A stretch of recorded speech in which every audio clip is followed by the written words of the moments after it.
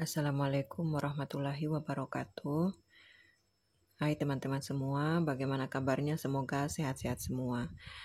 Hari ini kita akan melanjutkan kembali untuk mempelajari mengenai aplikasi AppInfo. Pada kesempatan kali ini kita akan membahas tentang analisis data menggunakan Visual Dashboard.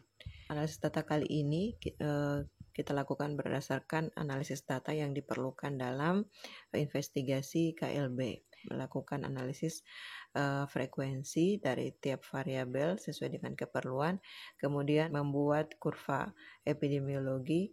Yang ketiga, melakukan analisis data untuk mengetahui hubungan dari faktor risiko dan variabel terikatnya. Yang terakhir itu menampilkan peta.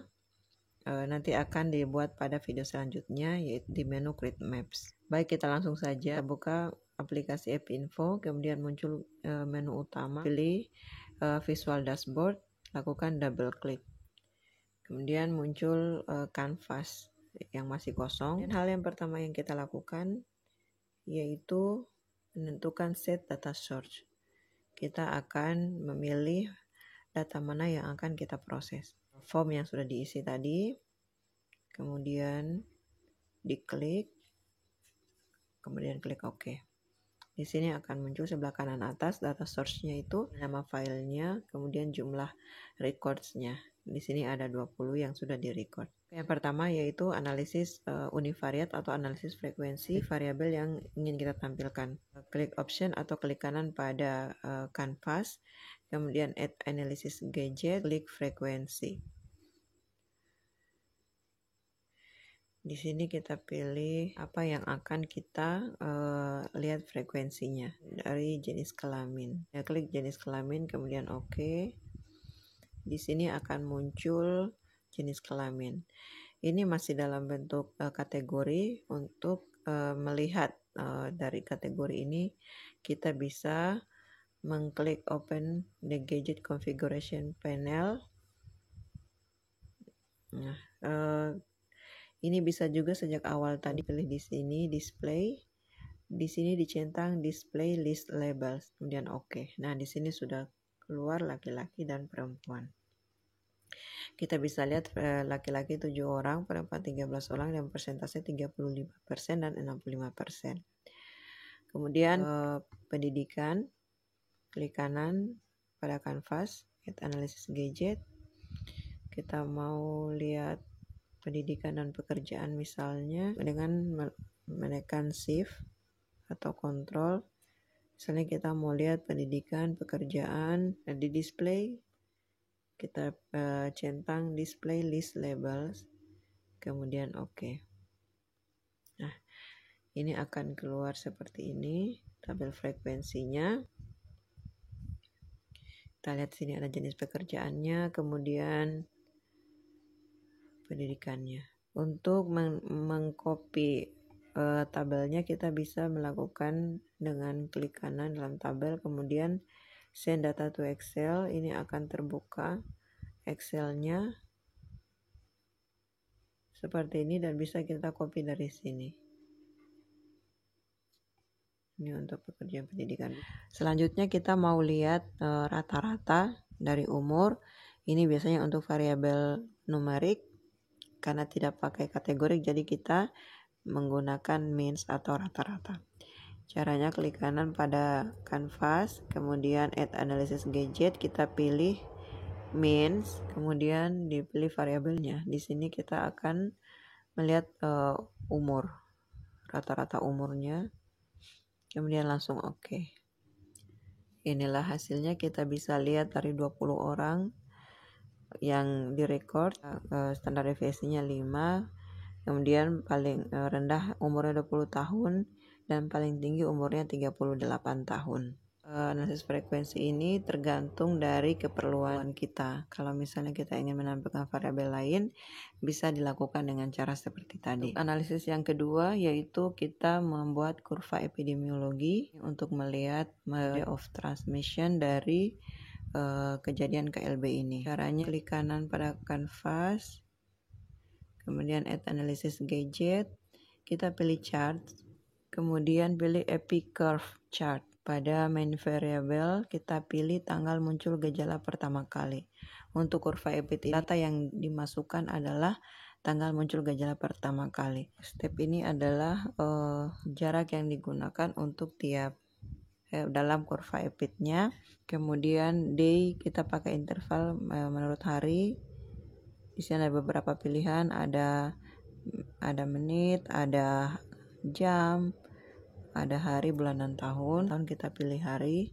Ini tergantung dari masa inkubasinya. Start value-nya itu kita mulai 1 hari sebelum tanggal gejala pertama kali, misalnya 30 Oktober 2022.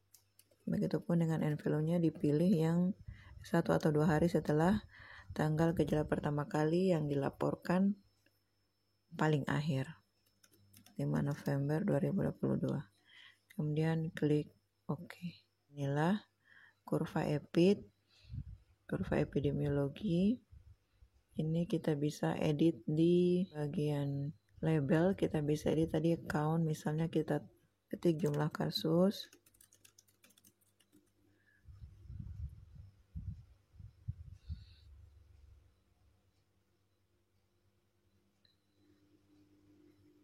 Misalnya kita pilih begini, fill prompt, none, ini kalau tidak ada, custom kalau kita ingin mengetiknya. Kemudian OK. Nah, ini kita sudah lihat dari sini bahwa puncak dari kurva EPIT pada tanggal 2 November, bila kita mengarahkan kursor di sini, ada 6 kasus yang mengalami gejala pertama kali pada tanggal 2 November. Kalau kita lihat seperti ini berarti mode transmisinya adalah common source dengan satu sumber, karena hanya terdapat satu peak atau satu puncak kasus saja. Setelah itu kita melakukan analisis dengan menggunakan tabel 2x2 untuk melihat korelasi atau hubungan antara variabel bebas dan variabel terikat. Caranya klik kanan pada kanvas, kemudian pilih add analysis gadget lagi, kemudian pilih M kali N atau 2x2 table. Nah, di sini akan muncul cross tabulation. Di variabelnya, variabel exposure itu yang dipilih adalah kebiasaan mencuci tangan sebelum makan. Kemudian outcome variabelnya itu adalah kasus. Kemudian klik OK. Nah, di sini kita akan lihat bahwa kasusnya itu ada 13, yang tidak itu 7. Sedangkan yang mencuci tangan itu 9, yang tidak mencuci tangan itu ada 11. Tabel analisisnya ada odds ratio-nya. Kalau dilihat di sini karena odds ratio di bawah 1, maka berarti tidak ada hubungannya. Risk ratio juga. Ini biasanya disebabkan karena jumlah sampelnya terlalu kecil. Kalau jumlah sampelnya bisa ditambah, hasilnya kemungkinan akan berbeda. Kita lihat variabel lain. Kita akan melihat jenis makanan, kira-kira apa yang beresiko atau menjadi faktor resiko. Seperti biasa, klik kanan, kemudian add analysis gadget, pilih M kali N tabel 2x2. Di exposure-nya kita pilih jenis makanan, kemudian outcome variabelnya yaitu kasus. Oke, di sini akan kelihatan untuk setiap jenis makanannya ada tabelnya seperti ini. Ini akan kelihatan hasilnya untuk masing-masing jenis makanan itu, risk ratio-nya berapa, odds ratio-nya. Kalau di sini dapat dilihat bahwa odds ratio-nya itu acar 8 dengan odds lower itu 1 dan odds upper itu 67.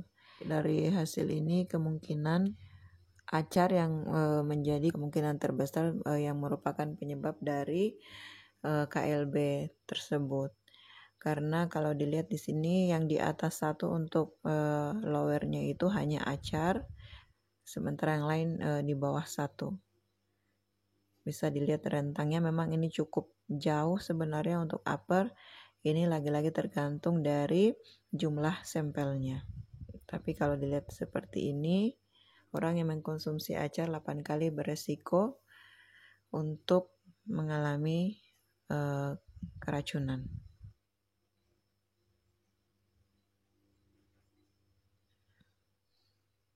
Setelah kita melakukan analisis ini, untuk mengcopy ke dalam, untuk memindahkan ke dalam misalnya laporan kita pilih send data to Excel, dan dari Excelnya kita akan copy untuk dipindahkan ke Word. Ini dari Excelnya.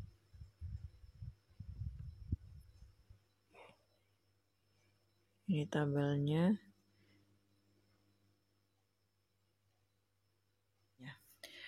Setelah itu jangan lupa di save, kemudian bisa di save. Oke, ini sudah tersave. Baik, itulah yang bisa saya sampaikan untuk analisis data. Semoga mudah dipahami. Assalamualaikum warahmatullahi wabarakatuh.